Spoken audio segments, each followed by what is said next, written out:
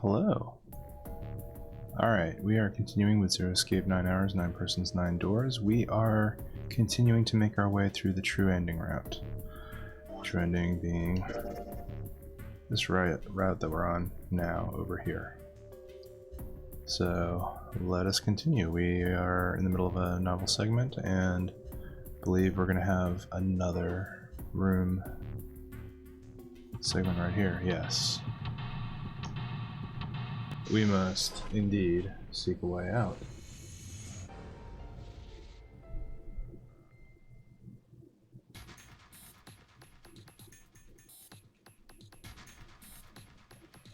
Study. Alright, I guess.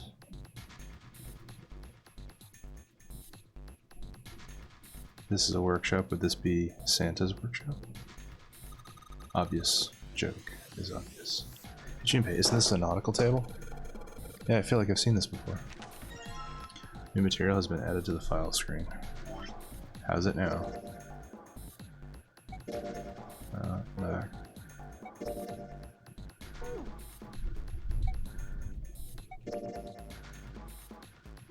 The faded lines on the right edge must connect to the line on the left edge. Okay. Roller that's attached to the drafting table. The light that's attached to the drafting table. Alright. It's a chair. Look, Junpei, the rest on here looks like Elvis's face. Really? No. No, it does not. There are piles of crap everywhere. Reds, deads. Hold on. Man, this place is a mess. It's so messy, I don't know where to start. Some of this crap looks familiar. I think a lot of those are parts of the puzzles we've solved in other rooms. If that's true, then this room could be Zero's laboratory. Perhaps Zero would shut himself in the room to devise the machines and puzzles he'd need to see his plan come to fruition. Yeah, maybe. Hold on one second. There we go. Alright. Nothing useful here. Alright. Some old computer monitors on this desk. You don't see CRT monitors that much anymore. Man. Guess they're like PVMs. I think these fans are for ventilation. They're probably there to circulate the air. Pipe, great. Still count with a double door. Alright, so I think we've looked at... Yeah. Alright. Oh, that was weird. That's a really interesting camera motion. Alright. What do we got here? Junk on the ground. CRT monitors. Come back to that in a moment.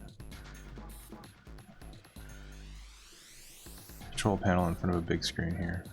If any of these buttons do anything. Something on the screen below.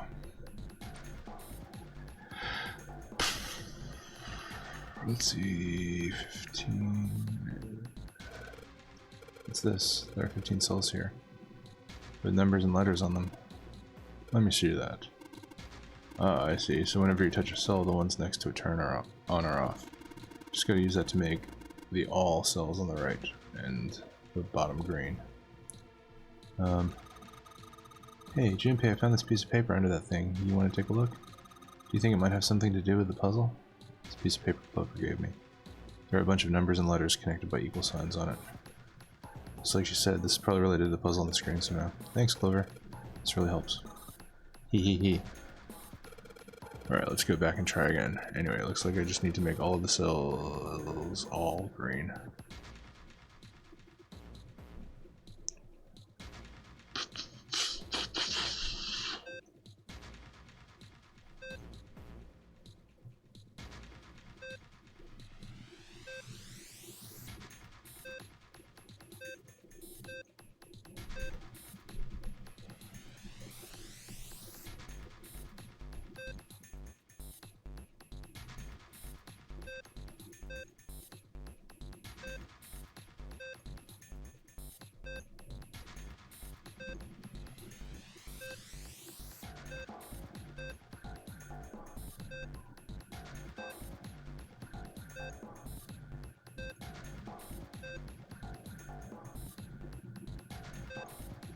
Hmm.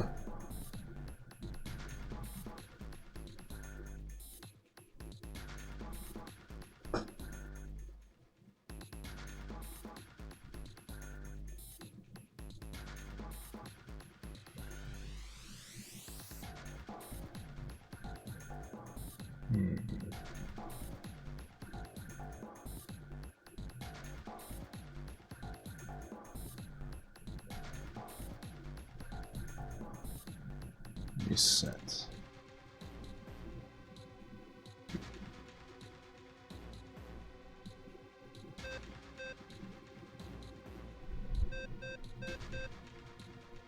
Hmm.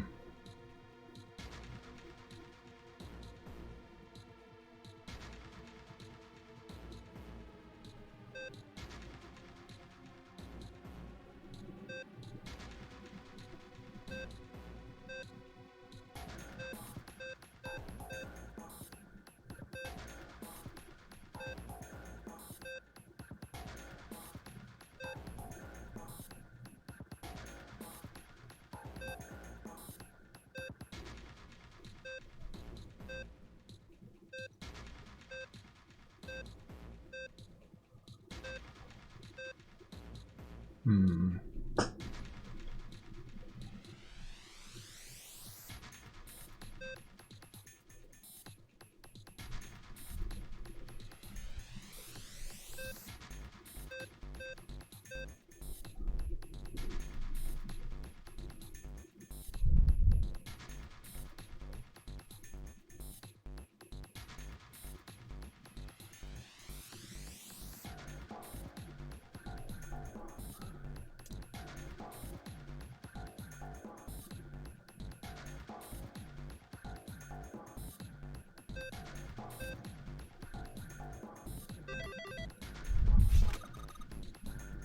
All right.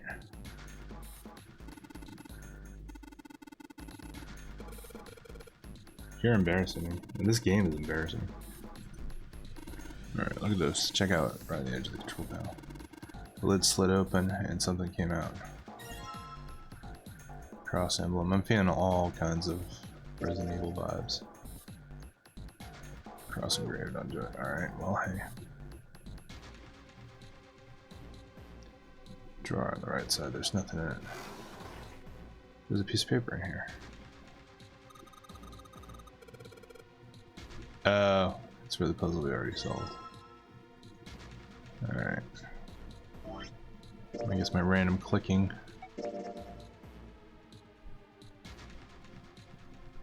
Off.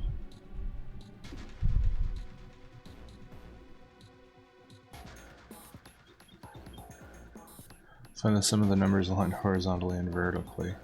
Do not calculate the areas that are colored in. Okay.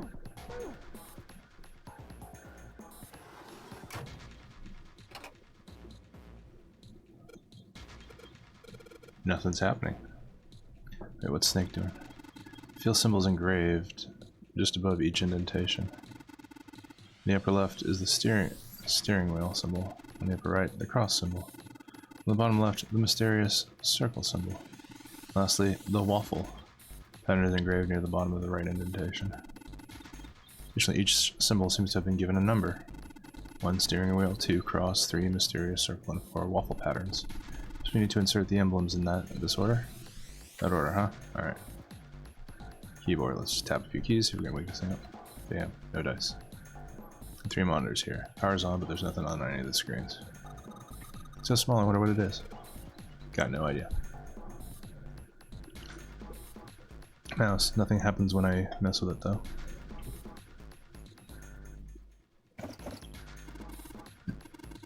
Yeah, that's what's going to be open when we solve the puzzle. Oh boy.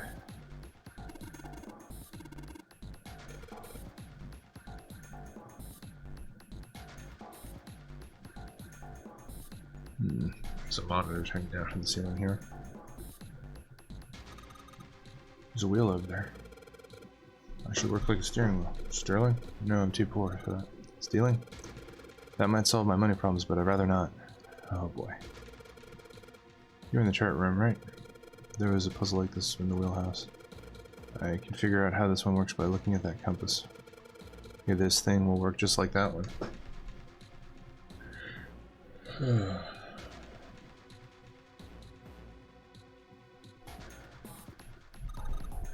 other one, the important part is the nautical table we just found. You have to match up the directions of the compass with the lines on the nautical table.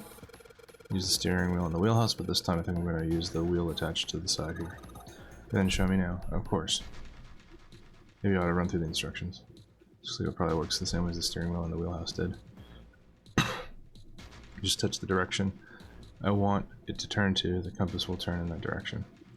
And I just gotta press stop when the compass is pointing where I want it to. I'm betting something will happen if I can do it right. Alright, let's do this. Oh man. Let me look at the instructions again. Or not the instructions, but the what's in the off. South, west, southeast. Let me write this down. South, west, southeast, northeast, east, north, east. All right, let's try it.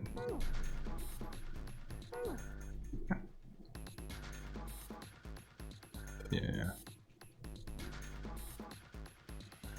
So we are going south.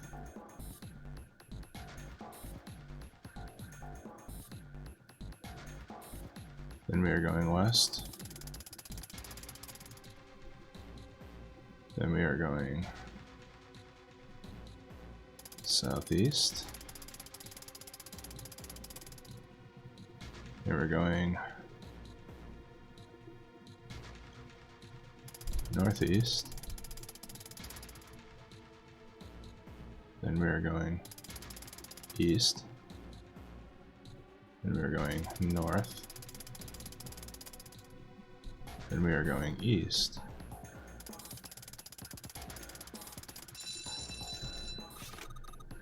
Yeah, you did it, Junpei. Good boy. Who's a good boy? I'm not a dog. I'm not. I don't have time for screwing around right now. Check out the right side of the monitor. It just slid open, something came out. Oh yeah. For noise too. You know that big box in the hall by the exit?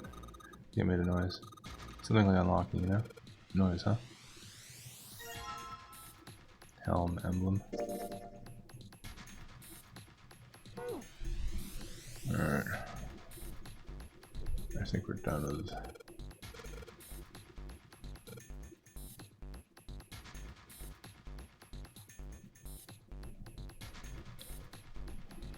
Alright.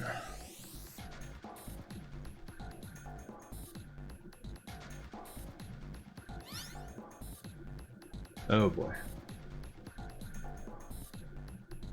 What do we got going on here?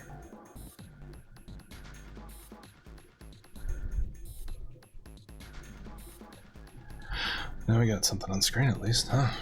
What is this? Oh, wait a minute. I saw something like this when I figured out that Morse code puzzle back in the communications office. Morse code? Yes. The dots in here look like dits for Morse code. There's 2 dots on the first line, 4 on the second, and 1 on the last. I'm afraid I don't understand. Well, perhaps you should give it a shot anyway. Alright, I'll try.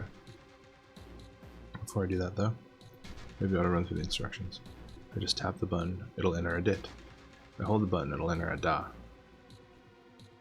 Once we enter our answers, it'll automatically determine if it was the correct answer or not. Alright, let's do this. I don't know what I'm supposed to enter, so let's continue looking.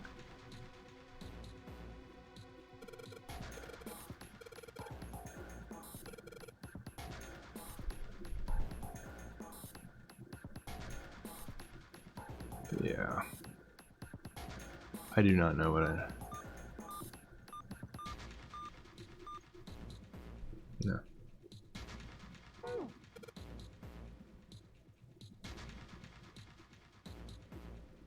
Well, shrouded looks pretty sturdy. It's framed with black and yellow warning stripes. Alright, let's open it. Holy shit. That is pretty damn creepy. There's a coffin in here. A coffin? Coffin? Oh man, does 7 think? Yeah, he's all pale. He thinks he's thinking the same thing I am. No way. Could this be? I'm sorry, but what's going on? It's a coffin. I wonder if there's a vampire in it. Vampire. Right, I guess Clover and Snake don't know the story. And I can't bring myself to tell them. Well, at any rate, let's have a look around. There's a metal plaque on the coffin. Snake's touching it. All ice. Ah, the 2 machines. Oh shit. Yeah, this is serious. Oh well, let's open it, shall we? Clover, if you could give me a hand. Okay, I got it. Ready? 3, 2, 1. No luck, it doesn't seem to be ready to open. Yeah, but it's not like it's screwed shut or something. Yes, I believe it's locked in some other way. Hey, Simon, do you think you'd open it with your superhuman strength? No, What's wrong? I think I'll just pass on this one, okay? What the heck? Very well, we'll just have to give up on the coffin for now. Let's look around the room a little more, shall we? Alice sleeps in the small chamber past the forest of knowledge, beneath the navel of the gigantic. Is that actually true? Alright. Ice. Interesting.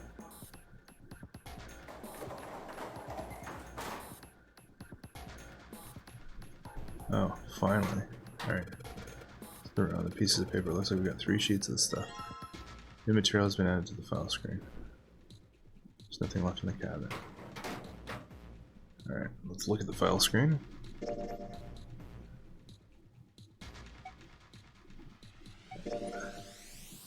It was found on the steel shelf of the small cluttered room. It has a Morse code for the letters A to I.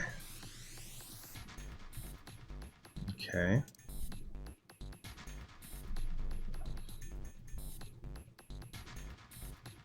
I-H-E.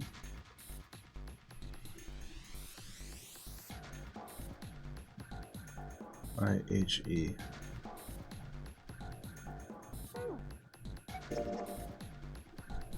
J to R. Off.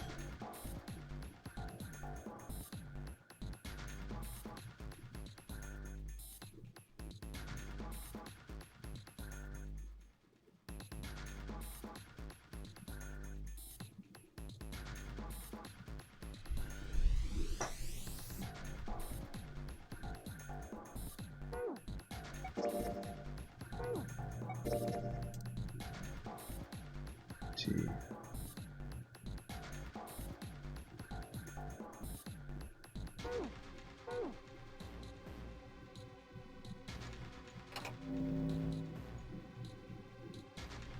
Whoa.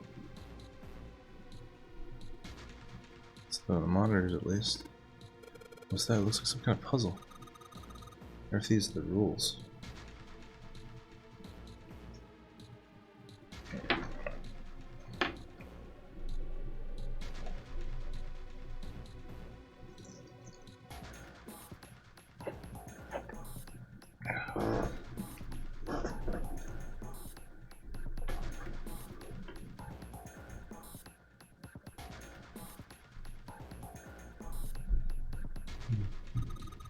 Here, I'll read them to you. When you touch a numbered area, that area will be selected and it will turn blue to indicate this. Touching a numbered ball after selecting an area will cause that ball to move to that area. However, you cannot move the red ball. You can only move 3 to 5 balls into a single area. Okay, so this is the rules of the Nonary Game. Press the check button once you have moved all of the balls except for the red ones, which you cannot move. The visual root of the balls is in an area must match the number for that area. That's it. I still don't really get it. Whatever. Like I say, practice makes perfect. Let's go. What do you mean practice makes perfect? Hey, let's see you solve the next one, then you can make fun of me. Alright.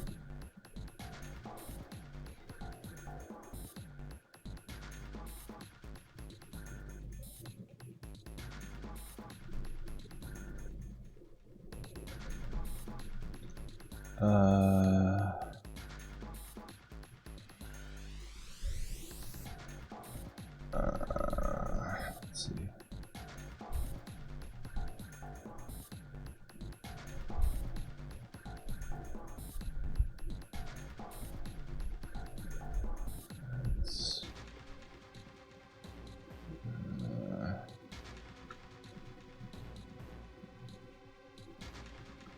15 would be 6, so I can do 7 and 8, but I need 3.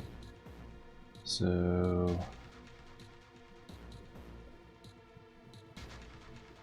I take 1 away, I take 2. 13 plus 2 be 15, so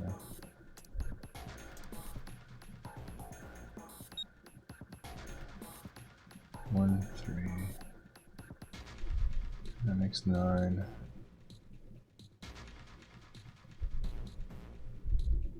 Yeah.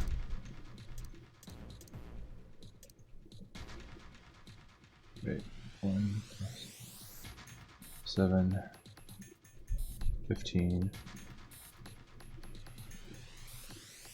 15, 16, 21, 2 plus 1 is 3.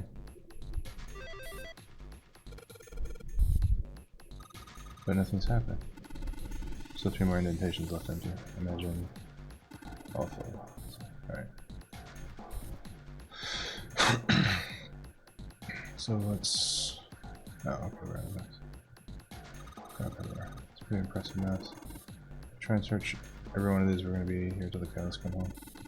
Well, that didn't seem too bad. We won't have to go to them to go bring them in ourselves. Don't you get smarter than me, kid? How about we deal with this area later? Okay, guys? Okay. Should try something more promising. Right over here it says lock. I'm not going to be able to move this door until I put it there. Alright. So, don't think the way out is that way.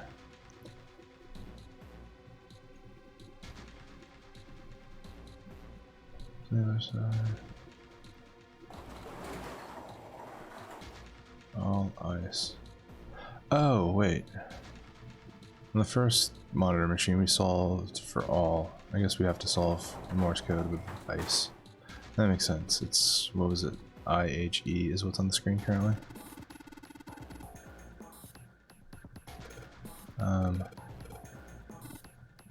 Well, if that's the case, we have 2 symbols, 4 symbols, and 1 symbol respectively. Is that what you just said? One line has 2 spaces. The next 4 and the last one has a single space, I see. So in other words, I've got to enter either dots, the dots or dashes, in a set of 2, then a set of 4, and then this just 1. As well, so it would seem. Yeah, I get it. Now let's do this. Oh, they put it up here for me, alright. So it was ice, huh? Dot, dot, dash, dot, dash, dot, dot. That's...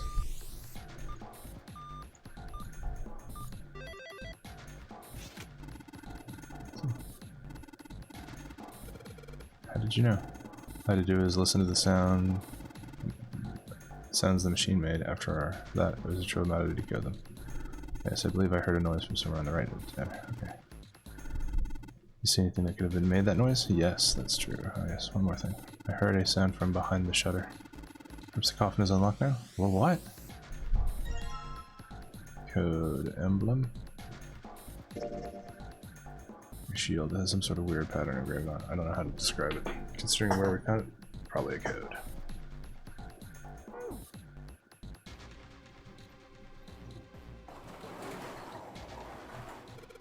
Alright, fine, I'll open it. Okay, Jinpei, you can do this. It's just a box. It's just a box. Oh, holy shit, this is a coffin. There's gonna be something horrible in there, I just know it. Okay. Deep breaths. Here we go.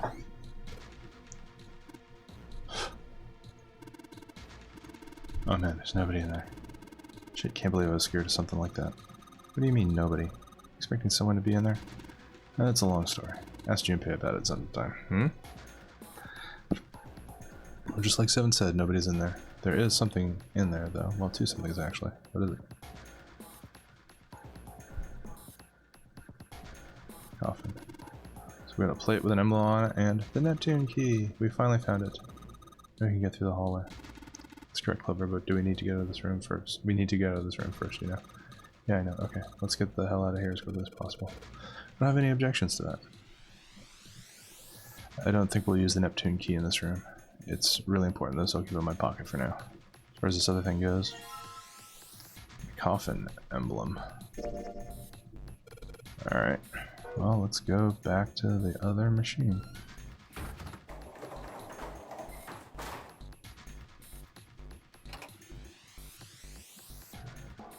No. Yeah.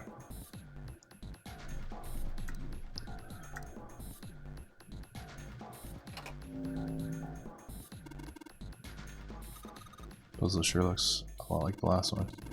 There's more of those red balls you can't move. The numbers for each area are different too. Looks like it's got the same rules as the last one though. Sure you don't want to double check that? No, I'll be fine. If I get confused, I can just look at the screen over there, right? Anyway. Like they say, a picture's worth 1,000 words. Isn't that picture's worth 1,000 words? Hey, shut it. I'm trying, alright?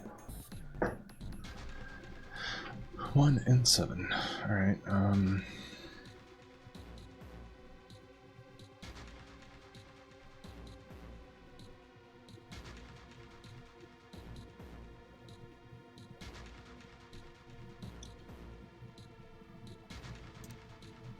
oops.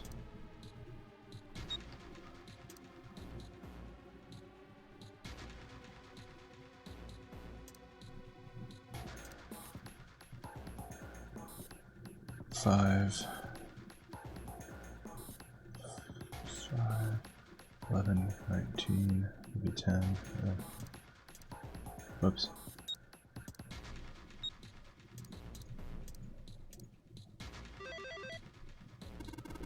Alright.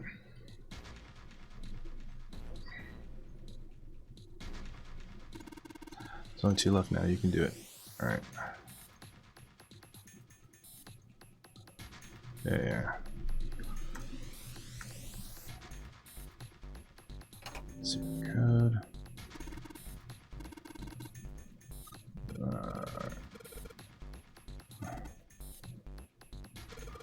Ah, shut up. Just give me a break, alright? I'll think of something. Alright, let's see.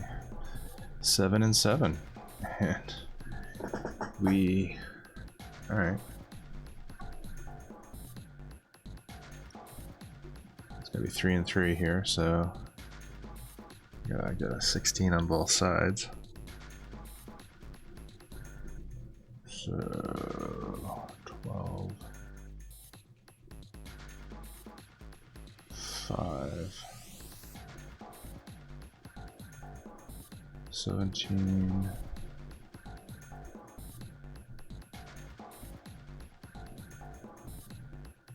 24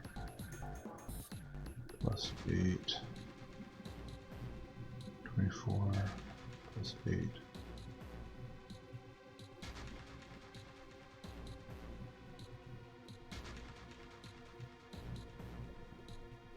Is 32. Yeah, I just gotta put 16 into both of these places.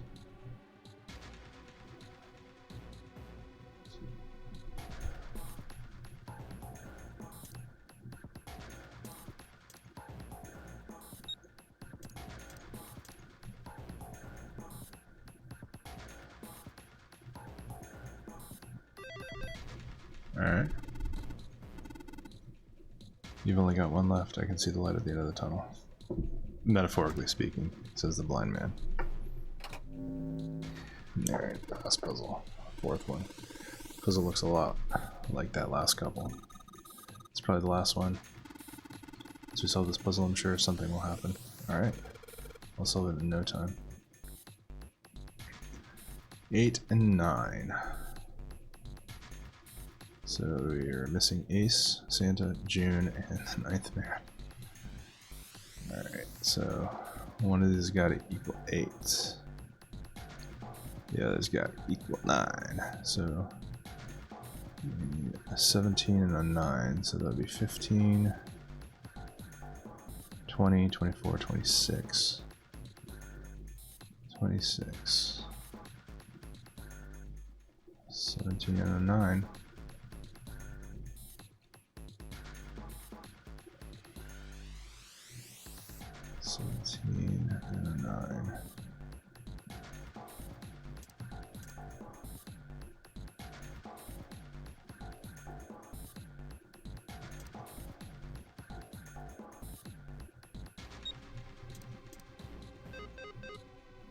Open the door.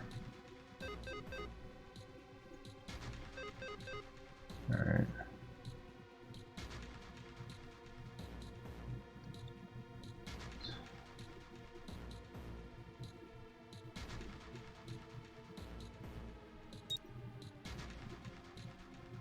Hold on.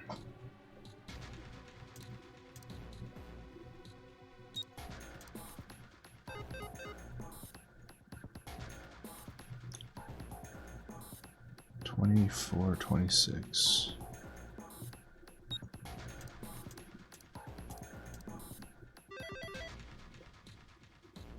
Where did that noise come from? Underneath the keyboard. Way to go, Junpei. You answered all the questions. Damn, Junpei, good job. Hey, did you hear something just now? Yes, I heard that, well, from the bottom left corner of the desk, I believe. A picture? In the drawer was a single picture. He picked it up. It was a photograph of 4 men. What the?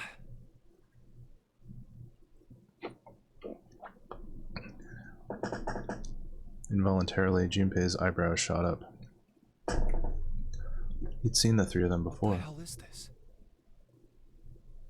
This man with a mustache on the right. He's the same guy we found murdered in the captain's quarters. He had the zero bracelet on his left arm. And this second man with the glasses and a doctor's coat. He's the 9th man. The one with bracelet number 9. He died after he went into door 5. But this guy, the one in the striped suit, Is Ace. oh man, that's Ace. Yeah, I guess it is. No doubt about it. 7 and Clover had come to peer over Junpei's shoulders. But what does it mean? What is Ace doing in this picture? Not only Ace, the 9th man and Cap too. As Junpei looked closer, he noticed the expression on each man's face.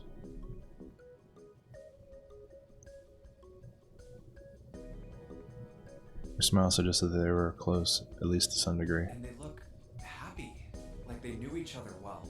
Why? How in the world are these 4 men connected? Snake's voice broke into Junpei's thoughts. You say Ace is in that picture?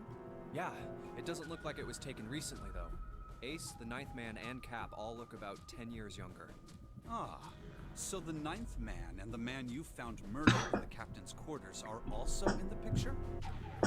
Yeah. Is there anyone else? Or are there only 3 people in the picture? I'm afraid I can't see it. No, there's one more guy.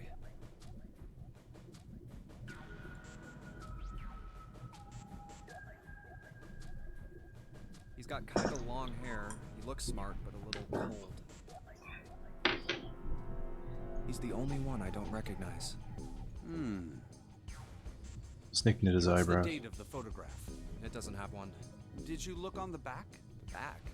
Yes, the reverse. Junpei flipped the picture over. Huh. There it was. Praying for the success of the Nonary project with Nijisaki, Kubota, and Musa Shido. So that Snake would not be left in the dark. Praying for the success of the Nonary project with Nijisaki, Kubota, and Musashido.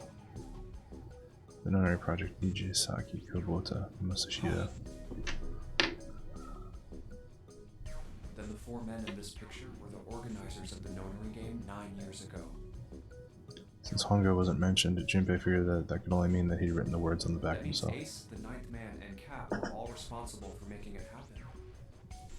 But I feel like I should be more shocked about this.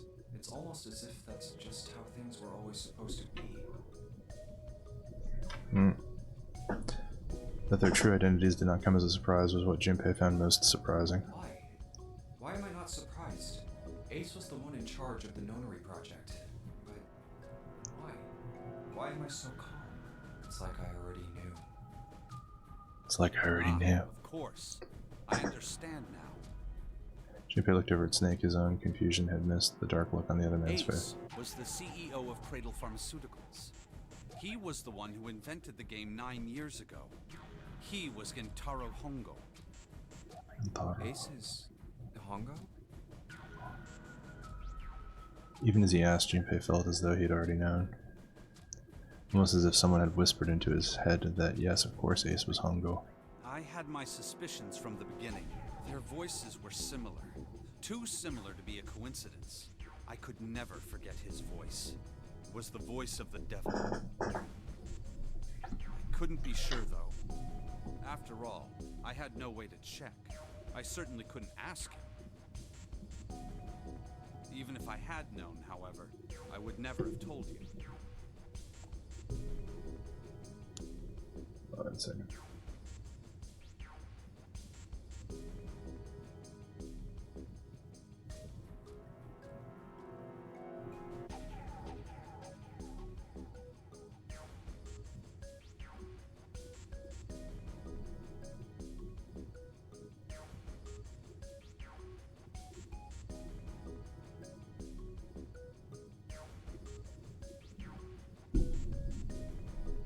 Zero made it quite clear what would have happened if I did.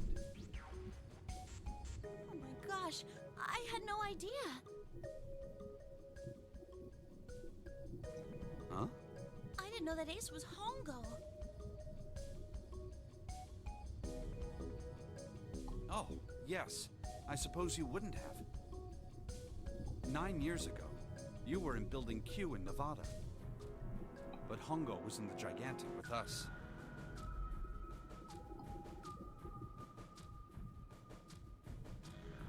I know. That's why I didn't know what Hongo looked like. But why? Why didn't you tell me? I mean, I'm your sister, right? You could have told me. I'm sorry. I apologize for keeping this from you. But if I'd told you, Clover, you would have told everyone else. And if you did, then I would have been forced to tell them about what happened 9 years ago.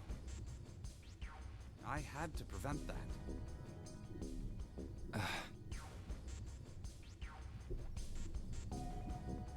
Clover and Snake's conversation wasn't of particular interest to Junpei. He still couldn't make sense out of the strange feelings of knowledge. He was trying to organize his thoughts when he heard Seven's voice. Hey, Junpei. You think I could borrow that picture for a sec? Sure. He had no reason to say no, so Junpei handed the picture over. Seven stared at the picture and began to mutter the forenames of the project leaders over and over to himself.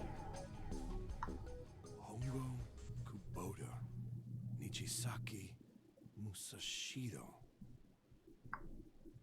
His brow was furrowed and his face was flushed. Hongo, Kubota, Nijisaki, Musashido. He chanted their names to himself, pacing back and forth across the floor. Hongo, Kubota, Nijisaki, Musashido. Seven shouldn't have known their names. After all, he hadn't been there when Junpei and Snake had spoken them in the library.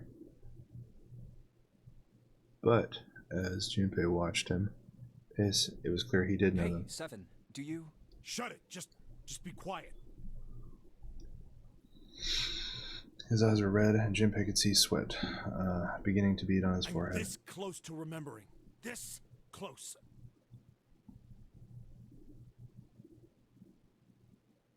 Hongo, Kubota, Nijisaki, Musashido. Cradle Pharmaceuticals. Nonary Project. Then he stopped. Seven set down the picture and looked at the red light near his feet. His eyes narrowed. Then suddenly his eyes went wide and he shot up straight. Shit. What? What's wrong? Holy shit, this is nuts. What's nuts? I remember Remember what? everything. Everything? Yeah, I remember all of it. My memory's back. I remember what happened before I got snatched. Seven's voice was filled with excitement. Shock and excitement had frozen Junpei in place, along with Snake and Clover. Let me tell you what happened. Seven hastily drew a shaking hand across his mouth and began to Like speak. Snake said, Ace is Hongo. From the right, the other three are Musashido, Nijisaki, and Kubota. Musashido was the man with the cash. Nijisaki was Hongo's right-hand man, and Kubota developed the actual technical details of the experiments. Realization began to dawn on Junpei along with a pressing How do question. you know all this? Come on, man, I told you, I finally got my memory back. No, that's not what I mean. I'm trying to ask you why you knew all this stuff in the first place, before you forgot it.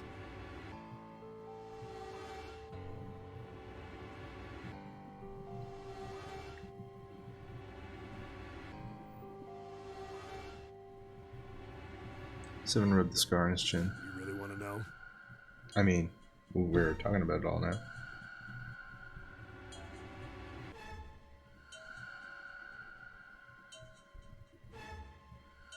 Of course. Me too.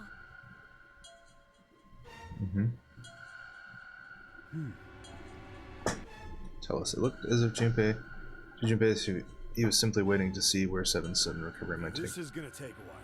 Hell, it'll probably take me a good 3 days to tell you everything. Alright, let's get comfortable. Well, we don't have 3 days. Just give us the short version, alright? Short version, huh? The big man pulled off his hat and scratched his head. He made a face and All put right, his hat fine. back on. I'll give it a shot. No promises, though. Junpei and Clifford nodded earnestly. I'm a detective. It's a little awkward to say this about myself, but you could probably consider me a lone wolf type. Okay. I hold to my own code, because I think doing what's right is more important than doing what you're told. Okay. That's why I followed my gut that night. A slim lead brought me to the wharf. It was 9 years ago. The wharf had been cold as fuck, and I could barely see squat. I was investigating a mess of kidnappings, all of them children. It all had one thing in common: a history of visits to one particular hospital. A hospital under the management of Cradle Pharmaceuticals. Excuse me? My investigation had turned up evidence that Cradle had been involved in the kidnappings. After a little sweet talking, I managed to finally get a real lead from someone inside Cradle. My source told me this. Tonight, a ship is set to take the children to a large passenger liner docked offshore.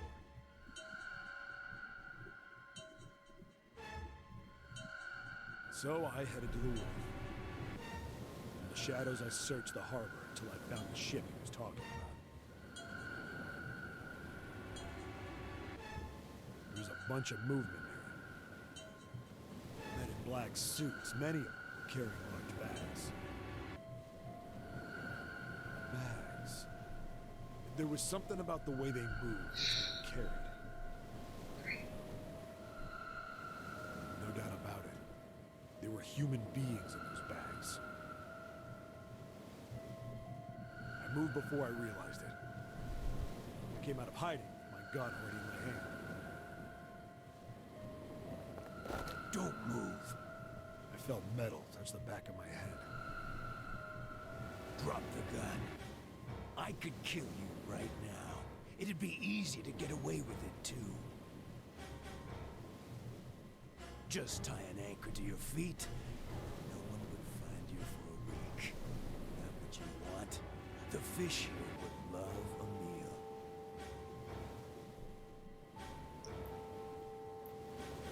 I kept digging the cold metal thing into my skull. There was nothing I could do. I did what he said and laid my gun on the ground. Then suddenly, there was a sharp pain in my neck. Needle. A drug? A drug. That was my last thought. My face hit cold concrete. I was out like a light after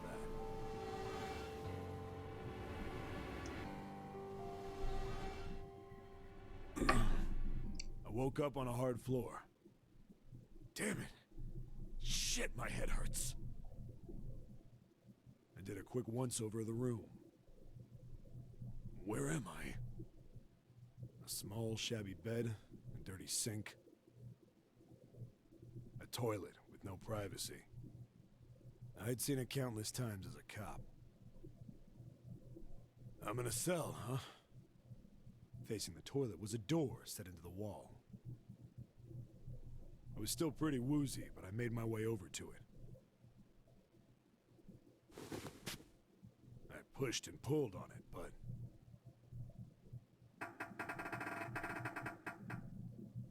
it won't open. Not like I expected much else. Would be dumb enough to put me in a cell and leave it unlocked. Threw myself against the door a few times, but it wouldn't budge. I knew it. I gave up and made my way back to the bed and sat down. Huh.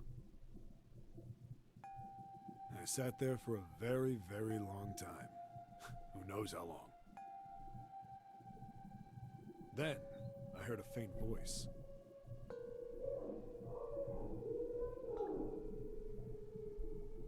The voice was far away. I couldn't understand what it was saying. But I could hear one. It was pretty high, probably a little kid. Huh? No, it was several. I hear 5, or 6, maybe more. Where? Where are they coming from? I pressed my ear to the wall and tried to listen through it. No, that's not it.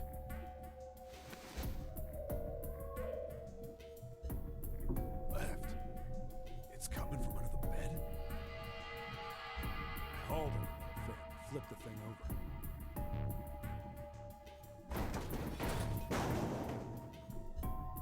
And there it was. The bed had hidden an air vent under it. The hole in the wall was covered by a metal grate. I dropped flat on the floor and peered through the grate. I couldn't see shit. But I knew it in my gut. This was where those voices were coming from. Hold up. Why are there kids here? But then what my inside man told me popped into my head. Tonight, a ship is set to take the children to a large passenger liner docked offshore.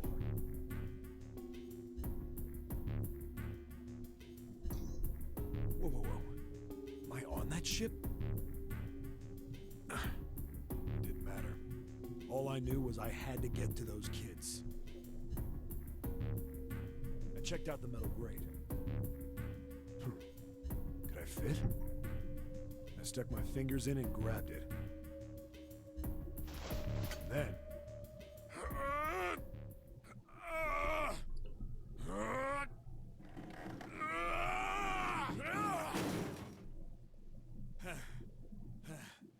yeah! How do you like that, you son of a bitch? I finally got the damn thing off. Sweat was dripping down my face, so I wiped it off and crawled inside.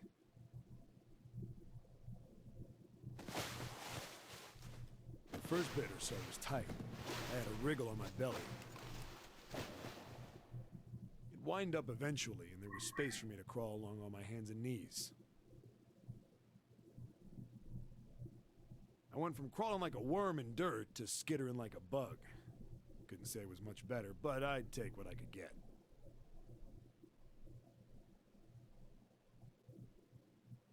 And when I'd been in the thing long enough to start wondering where it'd take me,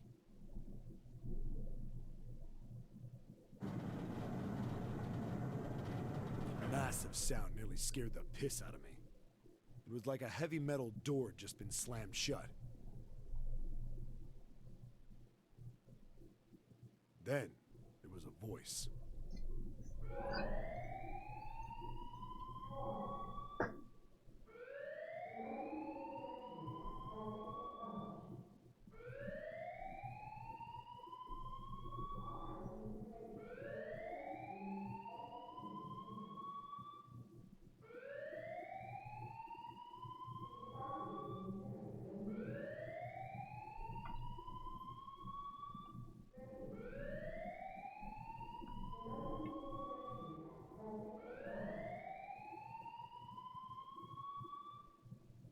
What? I wasn't sure what it meant, but anything with incinerator is bad news.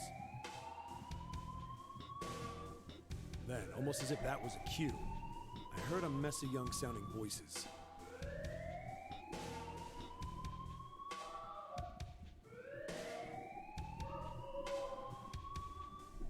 A bunch of them were straight up screaming in terror. All the sounds together made a howl that made the hair on my neck stand straight up.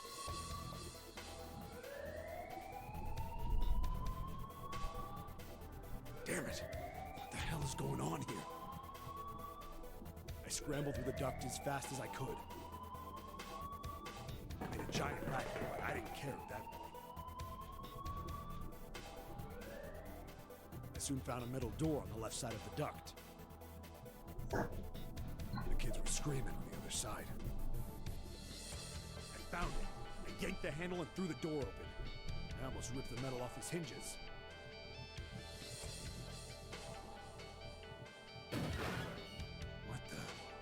What the hell is this place? I couldn't believe what I saw. The room had a dome up top. There had to be about 9 walls, all the same size. Up in the ceiling was an upside-down funnel. Almost like a chimney. I looked down. There they were. The kids I'd been searching for. They all gawked up at me, suddenly silent, for the moment, from surprise and fear. Scared of the room or me, I couldn't tell. Probably both, actually. Not like I can blame them running into a mug like this when they're already scared shitless. I snorted at my own dig at myself and turned to the kids. Don't worry, kids, I'm not your enemy. I'm one of the good guys. All of them stood there, frozen. Well, except one.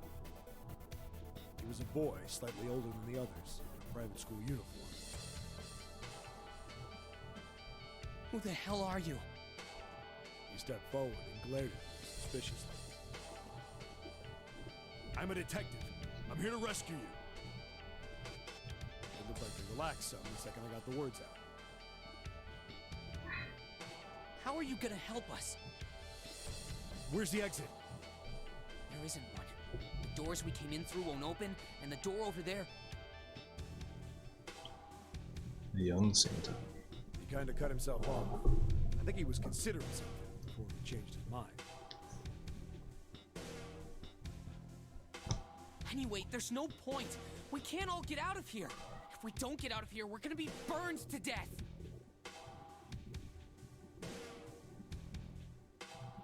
Burned to death? Can't you hear it? That voice said the incinerator's gonna start up soon.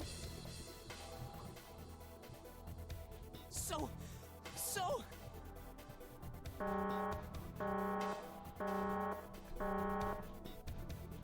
voice spoke again. Incineration will begin in 15 minutes. They only had 15 minutes. I looked back down at the kids. Looks like a good 20 or 30 feet to the floor. No way I could pull them up. Too big of a distance for any of us to reach. What the hell was I gonna do? But then I got an idea. Wait right there. I'm gonna be right back. What? Where is he going? Are you just gonna leave us here? They just got frightened again. I'm not the best at that kind of thing, but I tried to reassure them with a smile. Don't worry, all right? I'll be back, I promise. So just stay calm and wait right there. Got it? I didn't wait to hear them respond. There wasn't time. I had to hurry. Well, as fast as I could on his hands and knees. Didn't take me long to get back to my cell. Still no way out of there, but I had a plan. I needed something from the room. When I got it, I dove back into the hole and took off towards the incinerator. Then...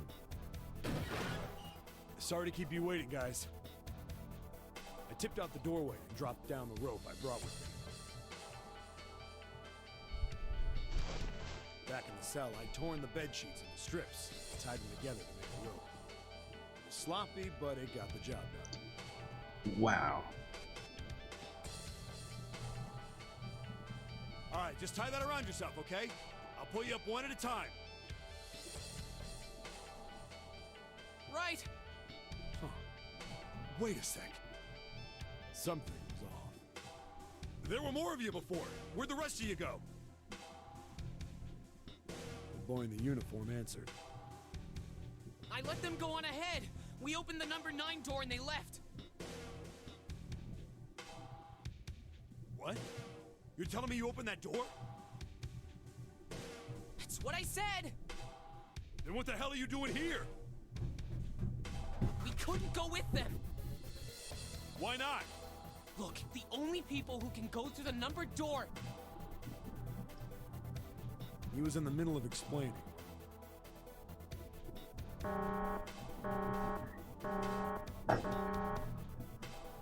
Incineration will begin in 5 minutes. The wall shook a bit, her voice bouncing around. Look, that can wait, all right? Just get us out of here. Right! Grabbed onto the rope. First one I pulled up was a girl with a ponytail. Next was a girl with a red necktie. The boy in a jacket came after. He said he'd climb up on his own. The boy in the uniform was the last up. Like the other kid, he climbed up the rope himself. Looked pretty scrawny, but I guess he was stronger than he looked. He moved fast, but when he was almost to me, we heard some knocking. Everyone looked at the door. It had a thick, square window set into it. On the other side, an angry face was staring in. God damn it! What's going on here? Why is the room empty? Where the hell are those fucking kids? That's a look.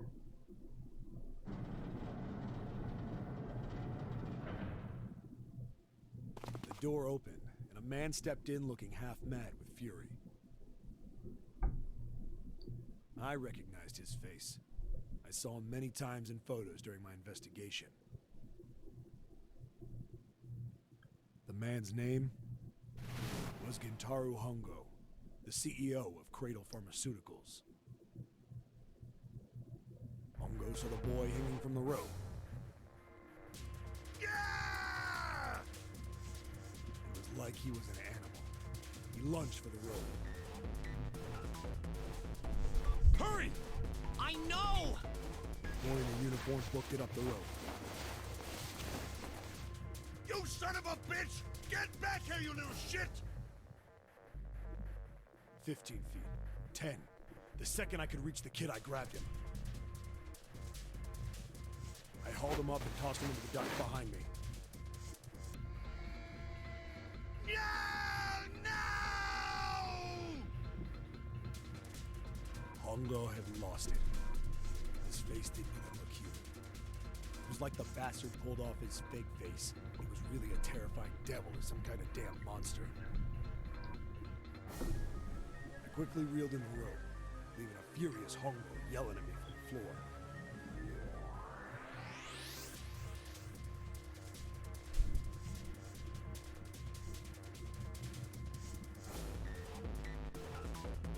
You fucking bastard! You won't get away with this! How dare you compromise this experiment! Experiment? What experiment?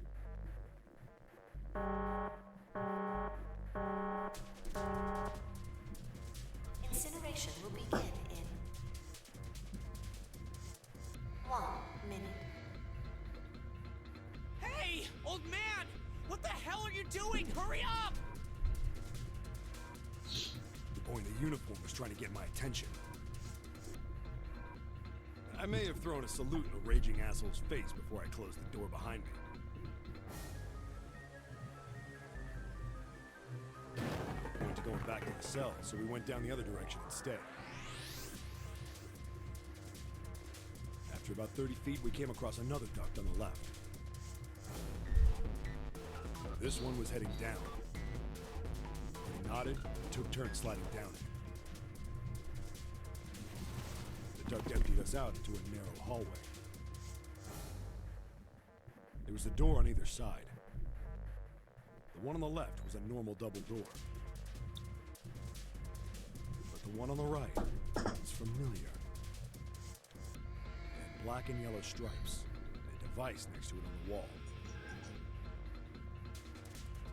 Plate on it read, Incinerator. Incinerator? Yeah, that's where we were. It was the girl with the red tie who answered me. We were inside an incinerator? Yeah, Hongo might still be there. Looks like it's been shut off, though. Wait, what? If he's still in there... Yeah, that's not good. That meant we better. We gotta get out of here. Go to the other door, hurry! The kids started running, and I was close on their heels. On the other side of the door was a large spiral staircase. Run! Didn't need to tell them twice. Up and up and up.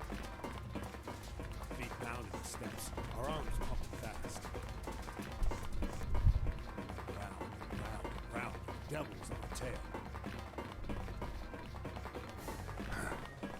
The stairway kept going. We passed a couple of landings when the boy in the uniform suddenly spoke.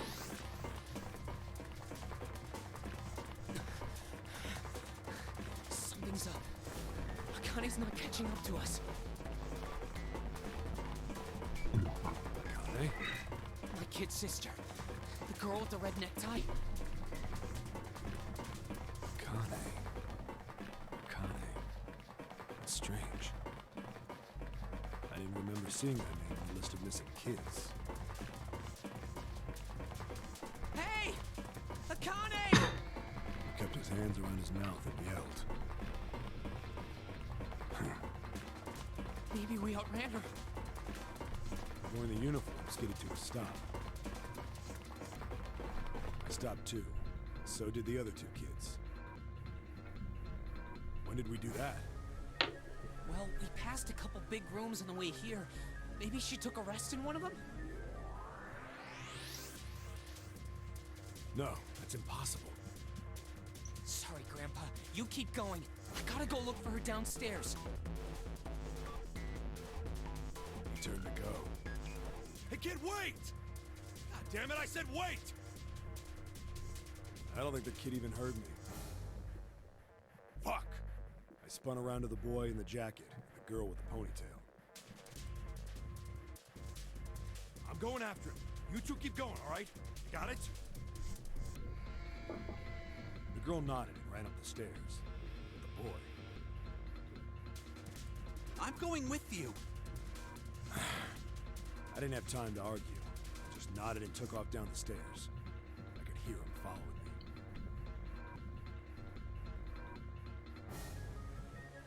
We ran all the way to the bottom floor, calling for her. Akane was nowhere to be found. God damn it, where the hell did she go? I could tell the kid was frustrated. And then suddenly... Help me! Somebody help me! we heard a girl's voice. Akane! The boy in the uniform threw open the door and leapt into the hallway by the incinerator. We rushed in after him. I couldn't for the life of me believe what we were seeing. That bastard Hongo had Akane by the arm and was forcing her into the incinerator. goddammit, move! No, I don't want to! Let me go, please! Let go of me! She planted her feet squarely on the floor and was struggling to get away. But Hongo was bigger and stronger. She wasn't gonna win.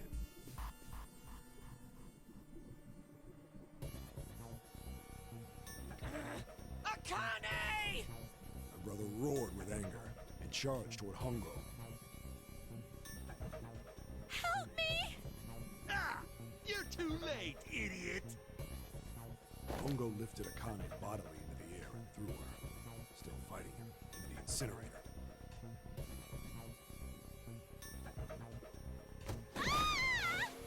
Before we could even blink, Hongo had leapt through the door after her.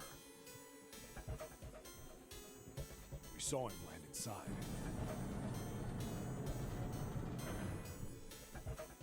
And then, the door slammed shut. We ran to the door. We did everything we could think of to get the thing open. But Ah! Fuck! It's no use! Goddamn thing won't move an inch!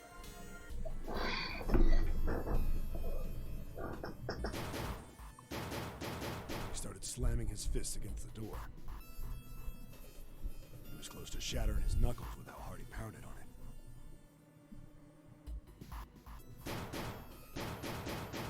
Akane! Akane! Are you okay?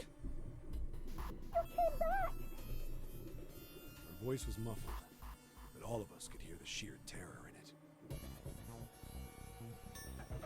What can I do? I think I'm trapped in here!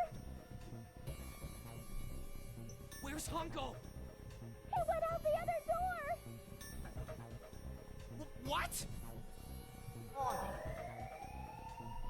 Warning. Emergency incineration command has been acknowledged. Automatic incineration will take place in 18 minutes. Please evacuate the incinerator immediately. Repeat. Emergency incineration command has been acknowledged. Are you fucking kidding me? It's the same damn thing! Are you there? Yeah, we're here. Just hang on, all right? We're gonna figure out a way to save you. His words would have seemed like a sick joke to her if she'd been able to see how white and bloodless his face was right then.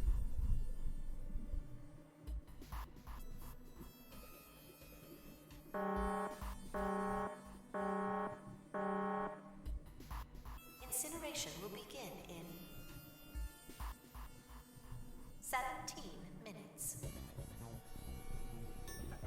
Please! Please help me! I'm really, really scared!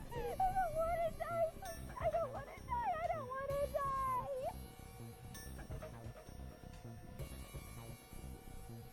It's gonna be all right. I'll figure something out. I promise. I promise, okay? You hear me? I promise. It was torture listening to her sobbing on the other side of the door. Her brother was nearly crying himself. He could only stand there, fists clenched so tight his knuckles were white.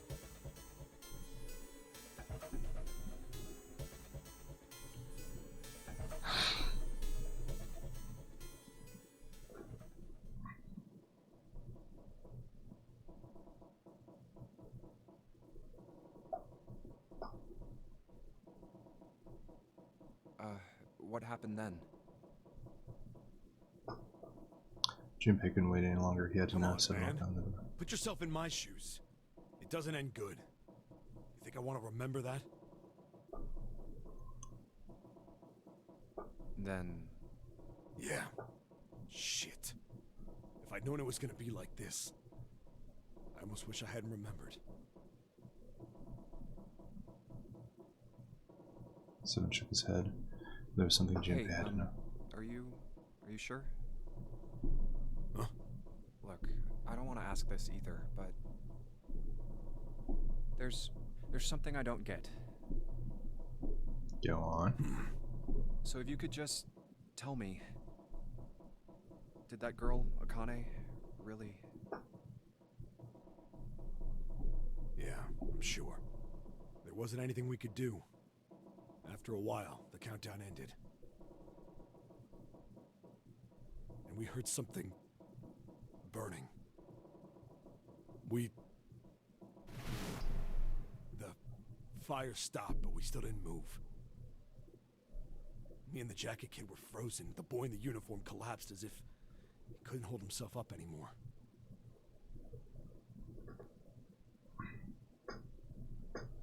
A few minutes passed. The door opened.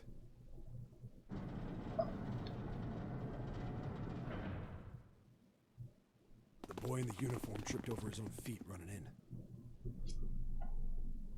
We followed, too numb to speak. The air in the incinerator was hot. Every breath made my lungs feel like they were on fire. It was like standing on hot asphalt. The air was wavering, and in the middle of the room, there it lay. The kid's legs were shaking so bad, I don't know how he managed to walk. I couldn't see his face, but his body somehow looked empty. Finally, he reached it. He fell to his knees as his legs gave out on him. And then...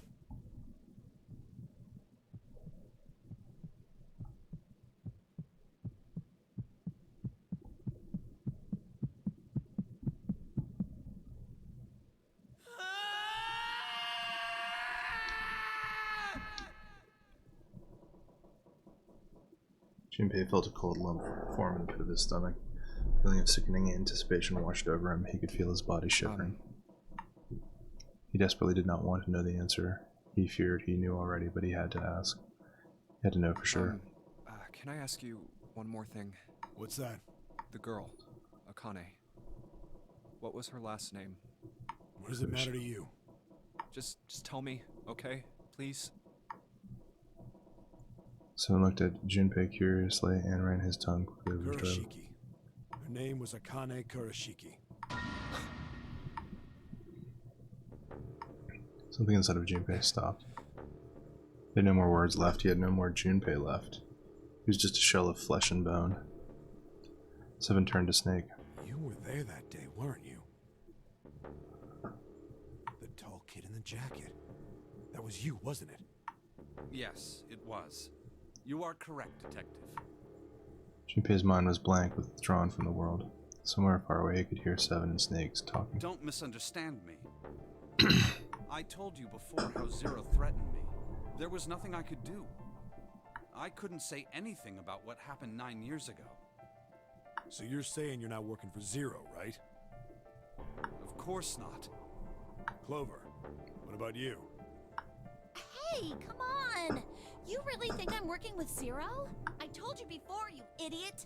I was in Nevada, in Building Q. I did hear that a detective rescued the kids on the boat, but I didn't know it was you. Her surprise seemed to be genuine. Seven regarded Clover for a moment and rubbed his chin thoughtfully. Well, I guess I believe you. Alright, let me ask you another question. He stuck his hands into his pockets and took a few steps. Then he stopped and turned to face them again. Santa's real name is Aoi Kurashiki. He's Akane's brother. Oh. You know that? No, I didn't. Did you? Well, yes. I know Aoi Kurashiki was her brother, but I didn't know he was Santa. At least not from the beginning. 9 years ago, he was in the middle of puberty. His voice is entirely different now. I'm ashamed to say that even my exceptional hearing wasn't able to make that connection. As such, I had no reason to think Santa was Aoi. When did you figure it out? Clover told me that Santa might have been one of the subjects of the initial experiment. It was only a short while ago, while we were leaving the library. When she told me that, I had a feeling. Santa is Aoi? Akane Kurashiki, June's brother? That spark caught flame in Junpei's leaden mind, and the fog began to clear. Like an engine beginning to turn, images and thoughts began to coalesce in his mind, coming faster and faster, forming bigger images, bigger thoughts. Junpei blinked. He was back. There's still a lot we don't know. I mean, like a lot. But there is one thing I think we can say we know. What's that? The body we found in the shower room. It had to be Nijisaki, dressed up to look like Snake. What? Come on, man, what kind of detective are you? You didn't figure that out already? Hey, go easy on me, man. I just got my memory back, alright? Cut me some slack. Well, if he is, the 3 murders make sense then, don't they? Yeah, that's right. Murder. Kubota blew himself up, but that was murder too. So why did these murders take place? If Junpei is correct, and the body in the shower room was Nijisaki's, that means all of the people who were murdered were involved with the creation of the Nonary project. Kubota, the person who conducted the actual experiments. Nijisaki, Hongo's assistant. Musashido, the man who financed the project. You mean this was all just revenge? Santa is Zero. He's getting revenge for the death of his sister. That's why he killed them. No, I don't think Santa actually murdered anyone. In fact, Junpei didn't think he knew. He couldn't explain why or how, but he had no doubts that Santa had killed no one. Perhaps the madness of the last several hours was finally driving him insane. Junpei had ceased to be surprised at his sudden knowledge, and had even begun to accept it. If I'm right, then it's not hard to figure out who the next victim's gonna be, is it? I'm pretty sure I don't have to tell you. Yes. Yep. Right. Snake, Clover, and Seven all nodded. The next target will be Gentaro Hongo. The person who planned the Nonary project. In other words, Ace. There was a moment of silence, What? and then the room shook. From far away, heard the sudden rush of water. Whoa, what the hell's going on here? It must be 6 a.m. Our time is up. Shit! Come on, we need to get out of here. How? The drawer that held the picture was a key card. Junpei grabbed it. I'm betting this sucker opens the exit. Come on, let's go.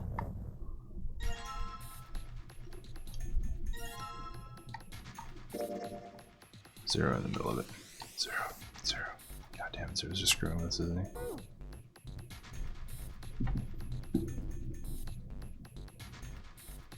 Oh, which way is it? No, other way.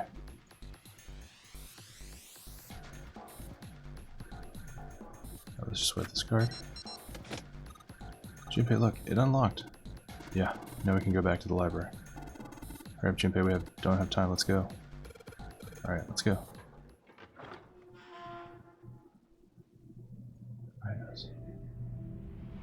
You found it.